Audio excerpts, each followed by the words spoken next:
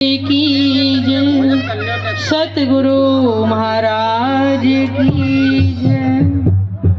सभी धर्म प्रेमी सज्जन दूर दूर से आए, गांवों से, शहरों से, सभी सुंदर साथ के चरणों मेरा प्रेम भरा प्रणाम स्वीकार।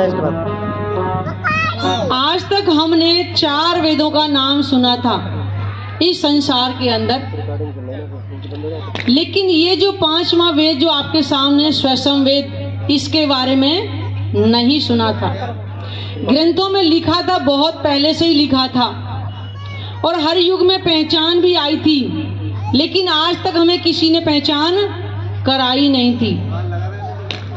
एक बाबा रामदेव हैं राजस्थान के, उनकी भविष्यवाणी के अंदर लिखा है कि 4 वेद ब्रह्मा को थमाए और 5म वेद रहे छुपाए, कि वो 5म वेद, वो पूर्ण ब्रह्म परमात्मा स्वयं कलयुग में आएंगे और अपनी पहचान स्वयं आकर के कराएंगे। तो धर्म प्रेमी सज्जनों, ये वही 5वां वेद है, स्वसम वेद। क्योंकि परमात्मा के धाम के बारे में कोई जानता नहीं था, कि आज तक कोई वहां कोई गया ही नहीं, तो फिर वहां की बातें कोई जानता क्यों? इसीलिए परमात्मा ने 4 वेद युगों युगों से इस संसार में अवतरित करा दिए थे। कहते हैं 4 वेद जो ब्रह्मा जी के मुख से अवतरित हुए हैं, उन 4 वेदों के अंदर भी परमात्मा की पहचान लिखी है। परमात्मा कहते निराकार, निराकार नहीं है। वेदों के अंदर लिखा है कि परमात्मा का जो स्वरूप है आदित्य वर्णम, जिसका वर्णन मुख से किया नहीं जा सकता। साथियों, ये समझो कि दुनिया कहती है परमात्मा निराकार है। आज इतने सुंदर पंडाल में हम बैठे हैं, ये किसी ने तो बनाया होगा ना, कोई तो बना रहा है ना। अगर बनाने वाला नहीं होते पंडाल अपने आप कैसे सज जाता? साथियों, ये संसार जिसके हुक्म से बनता है वो परमात्मा निराकार के पार के 3 पार के भी पार में विराजमान है। क्योंकि ये 14 लोक का जो ब्रह्मांड है, ये क्या नाशवान है। इसलिए कहा कि ब्रह्म सत्य और जगत मिथ्या। तो इस संसार में जो पार ब्रह्म है वो सत्ता रूप में है, यानी कि उसी के हुक्म से ये पूरे ब्रह्मांड बनते और मिटते हैं। और इस संसार की जो भी चीज बनती है वो मिटेगी अवश्य, इसलिए इसको मिथ्या कहा गया है। इस संसार के अंदर धर्म प्रेमी सज्जनों की पार ब्रह्म ने आने की भविष्यवाणी युगों युगों से ही कर दी थी। सतयुग के अंदर अमर कथा का रहस्य, दुनिया अमर कथा बोलती है। अमर कौन है? एक परमात्मा। और उन्होंने आने का समय भी लिख दिया था सतयुग के अंदर ही। 17 राजा सतयुग में राज करेंगे, 29 राजा द्वापर में, त्रेता में करेंगे, 19 राजा द्वापर में राज करेंगे। और कलयुग में जब 19 राजा जब राज कर चुके होंगे, 20वां राजा औरंगजेब होगा। उस समय वो निष्कलंक बुद्ध कलगी अवतार आएंगे। ये भविष्य पुराण के अंदर सतयुग में लिखवा दिया था। बताइए, उसके बाद हम त्रेता में आते हैं। आज राम भगवान को कोई परमात्मा बोल रहा है। राम भगवान क्या कह रहे हैं? जब वनों में घूम रहे थे, सीते सीते कर रहे थे, तो लक्ष्मण जी ने पूछा था कि ये भ्राता, एक स्त्री के लिए इतना विलाप क्यों कर रहे हो? आप तो परमात्मा हो। तब उन्होंने क्या कहा राम भगवान ने? लक्ष्मण, मैं परमात्मा नहीं हूँ। तो लक्ष्मण जी ने पूछा कि भ्राता भी परमात्मा कौन है?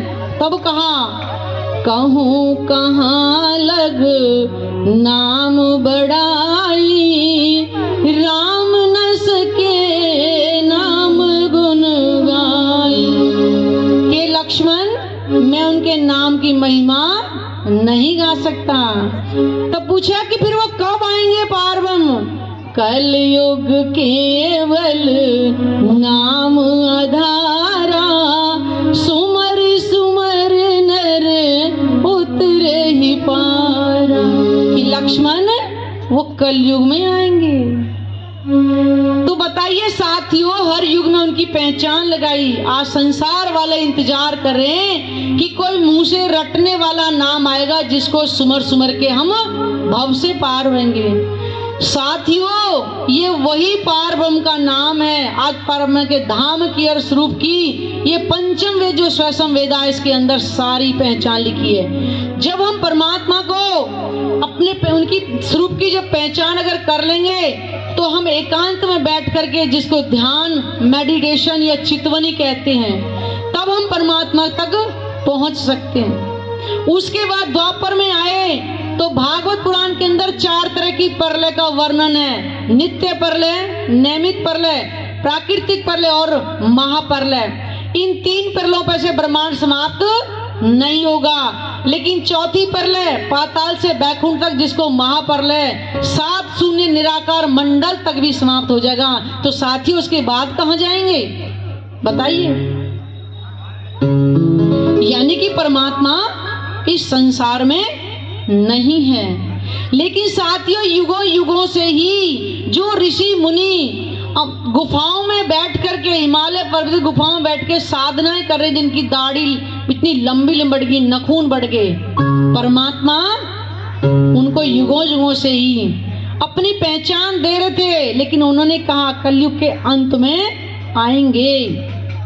भविष्योत्तर पुराण के अंदर ये साफ लिखा हुआ है कि परमात्मा आएंगे। वो चित्रकूट के पास वो रमणीय क्षेत्र पद्मापुरी धाम पन्ना जी होगा, जहां अपना नूरी झंडा कलयुग में आकर लगाएंगे।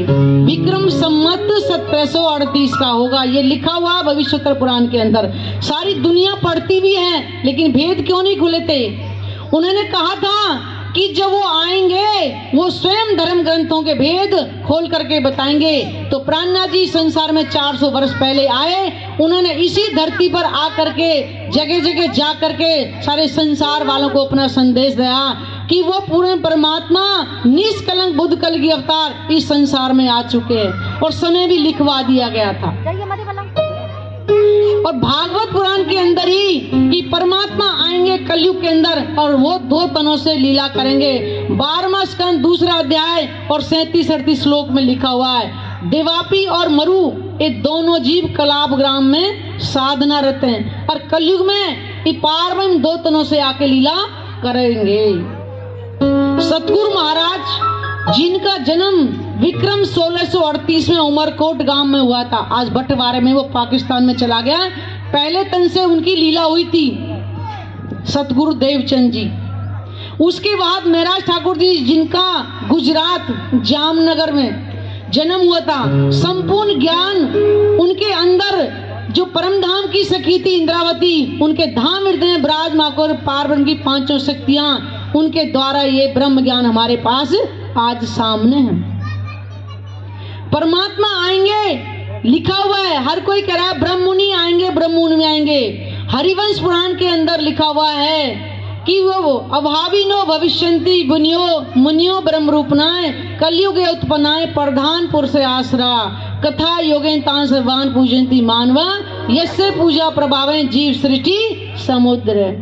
कि कलयुग के अंदर एक अनहोनी घटना घटेगी, वो ब्रह्म मुनि आएंगे पार ब्रह्म के साथ में, और उनके द्वारा कही हुई कथा को जो आत्मसात करेगा वो भव से पार हो जाएगा। क्योंकि इससे भव से पार क्यों नहीं हुए थे पहले? क्योंकि भव से पार करने वाला मार्गदर्शन हमारे पास कुछ था ही नहीं। आज पूर्ण ब्रह्म परमात्मा अपना ज्ञान स्वरूप लेकर के हमारे बीच में आए हुए हैं। ये साथियों, ये ज्ञान किसी एक धर्म के लिए, एक हिंदू मुस्लिम सिख ईसाई के लिए, ये संपूर्ण जीवों के उद्धार के लिए आया हुआ है। ये तन तो कर्म के अनुसार किसी न किसी योनि में बदलता ही रहता है। और एक बात है साथियों कि कलयुग के अंदर केवल कर्म ही प्रधान है। हम समझे कि मनुष्य तन के बारे दोबारा हमें मनुष्य तन मिल जाएगा, तो इतना आसान नहीं है।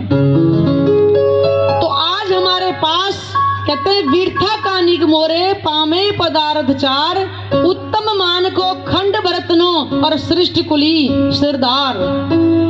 यानी कि उत्तम मनुष्य तन हर योनि में लिखा हुआ है, बड़े भाग्य मनुष्य तन पावा सुर दुर्लभ सब ग्रंथन गाँव। कि मनुष्य तन जो मिलना है वो बहुत ही दुर्लभ है। और वो इस समय हमें मिला हुआ है। उसके बाद है भरतखंड भूमि, क्योंकि सबसे पाक जो भूमि है भरतखंड की भूमि है। जितने भी देवी देवताओं के अवतार जितने भी हुए हैं सब भरत भूमि पे हुए हैं, इसलिए सबसे पाक मानी गई। उसके बाद है और बुंदेलखंड की भूमि, जहाँ बताया ना मध्य प्रदेश पन्ना जी में आज प्राणनाथ जी विराजमान है, वो भूमि सबसे पाक मानी गई है। और वो भी क्या हुआ है, तीसरी चीज है कलयुग, क्योंकि परमात्मा ने कलयुग में आने लिखा है। वैसे तो साथियों कलंकों का युग है, लेकिन पार ब्रह्म ने आना, इसलिए कलयुग धन्य धन्य है। महेश्वर तंत्र के अंदर शंकर भगवान उमा को बता रहे, जब उमा अमरनाथ की गुफा में उस अमर कथा को नहीं सुन पाई थी तो उन्होंने कहा, हे नाथ मुझे दोबारा से सुना दो। तो उन्होंने कहा था, उमा ये पार ब्रह्म का ज्ञान स्वयं उनके ही भाव से उतर रहा था, मेरे में सामर्थ्य नहीं है कि इसमें ज्ञान को तुम्हें दोबारा सुना दूं, लेकिन चिंता मत करो वो कलयुग में आएंगे। इसलिए कह रहे हैं कि उमा कलीर धन्य, कलीर धन्य। क्यों धन्य? कि वो पार ब्रह्म आएंगे, इसलिए कलयुग को धन्य धन्य बोला गया है। और चौथी चीज है वो सिरदार। साथियों इस संसार में जैसे होते प्रधान होते हैं, उसके बाद MP MLA होते हैं, और मुख्य में प्रधानमंत्री केवल एक ही होता है। इसी तरह इस संसार के अंदर देवी देवता, उनके ऊपर भगवान, और उनसे भी ऊपर है वो पूर्ण ब्रह्म परमात्मा, जिसको अक्षरातीत बोलते हैं। उस कलयुग में आए हुए हैं। अगर उस परमात्मा की हम इस कलयुग में पहचान कर लेंगे तो हम 84 लाख योनियों से मुक्त हो जाएंगे, हमें 84 लाख योनियों में नहीं आना पड़ेगा। सारे संसार वाले आज गीता को पढ़ रहे हैं, गीता को लेके तिलक लगा के घूम रहे। हमने पूछा था कि आप कहते हो कि आत्मा ना जन्मती है ना मरती है, ना पानी गीला कर सकता है ना अग्नि जला सकती है, तो वो आत्माएं कहाँ है फिर वो? क्योंकि ये संसार तो सारा मिटने वाला है, तो जिसका जन्म उसकी मृत्यु होगी। आखिर वो आत्माएं रहती कहाँ है? कि किसी ने जवाब नहीं दिया था। निराकार में समा जाती है। भाई जब भागवत पुराण के अंदर लिखा है कि निराकार मंडल भी समाप्त हो जाएगा, सारा संसार, भागवत पुराण कह रही है। भागवत पुराण करने वाले कोई इस प्रश्न का जवाब दे कि महाप्रलय के बाद हम कहाँ जाएंगे, तो वो जवाब इस कुलजम स्वरूप की वाणी से आज हमें मिलेगा कि परमात्मा निराकार के पार के तीन पार के भी पार विराजमान है। अगर हम परमात्मा का ध्यान करेंगे तो हम परमात्मा तक पहुंचेंगे।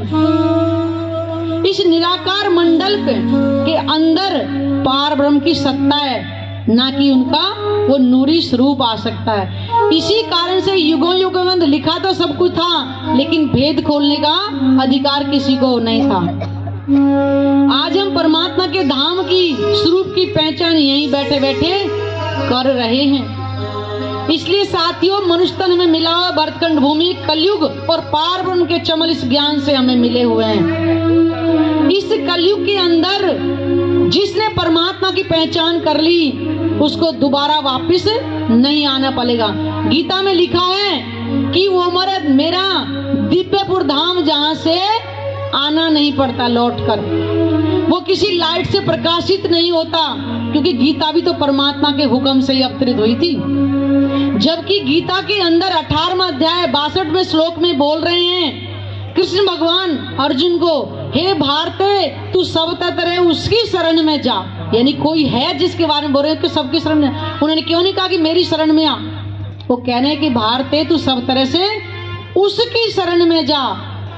वो शरण में आज हम भी जाएं। तो साथियों हर युग में हर धर्म ग्रंथ है, जिसको भी जिस ग्रंथ से पहचान करनी हो, हिंदुओं को हिंदू ग्रंथ है, मुस्लिमों को मुस्लिमों से, सिखों को सिख से और ईसाइयों को ईसाई ग्रंथ, जिसको भी पहचान जिस ग्रंथ से करी हो, हमारे पास हर ग्रंथ की गवाहियां हैं कि परमात्मा केवल एक है।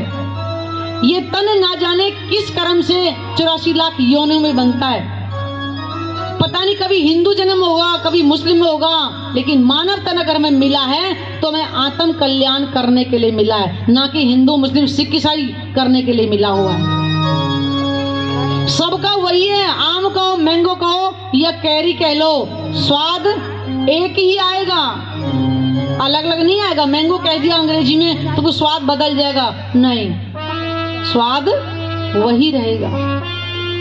इसलिए इस कलयुग के अंदर धन्य धन्य है और धन्य धन्य संसार के मनुष्य जिन्होंने इस परमात्मा की पहचान कर ली और आवागमन से जो मुक्ति पाए, वो मध्य प्रदेश पन्ना जी में ब्रह्ममुनि आज विराजमान है। हमें भी मनुष्य तन पा करके उस परमात्मा के धाम को, उनके स्वरूप को अपने धाम हृदय में बसाएंगे, आत्म भाव लेकर के कि मैं वो आत्मा हूँ। दुनिया कृष्ण भगवान की लीला गा रहे हैं। भाइयों, कृष्ण भगवान की जो लीला हुई द्वापर में, कोई पहचान पाया? नहीं पहचान पाया। जन्म हुआ था कारागार में, उनके अंदर जीव किसका आया? विष्णु भगवान का। और जब वो गोकुल में गए तो शंकर भगवान को पता चल गया था कि इनके अंदर पारब्रह्म आए हुए हैं। वो दूसरे दिन ही नंद बाबा के घर दर्शन करने को कि मैया अपने लल्ला के दर्शन करा दो मुझे। तीसरे बच्चे थे ब्रह्मा जी, उनको नहीं पता चला था। तो जब उनको बुलाया कि हे नाथ, पारब्रह्म आ गए, दर्शन कराओ। क्योंकि विष्णु भगवान, श्री कृष्ण के अंदर विष्णु भगवान का जीव आया था, उनको पहले बता दिया था कि तुम्हें द्वापर में मेरे लिए तन धारण करना है, मैं तुम्हारे अंदर आके लीला करूंगा। शंकर भगवान को पता हो गया, ब्रह्मा जी को नहीं बताया। इसी कारण से उन्होंने उनकी परीक्षा लेने के लिए सारे ग्वाल वाले हरण भी किया था। ये भागवत पुराण के अंदर सारा किस्सा वर्णन है। और किस कारण से 1 साल तक वो लीला चली थी, उन्होंने ग्वाल वाल हरण करके बंद कर दिए गुफा में। पारब्रह्म की किस तरह पहचान करती, कैसे अन्नकूट का तब से प्रसाद, क्या दुनिया वाले जानते हैं? नहीं जानते। तो साथियों, आज हमारे पास मनुष्य तन मिला हुआ है, भरतखंड भूमि कलयुग और पारब्रह्म के चरण कमल इस ज्ञान से। तो हम भी आए, अपने मनुष्य तन को सार्थक करें और इस आवागमन से मुक्ति पाएं। नहीं तो 84 लाख योनियों में हमें घूमना पड़ेगा ही पड़ेगा।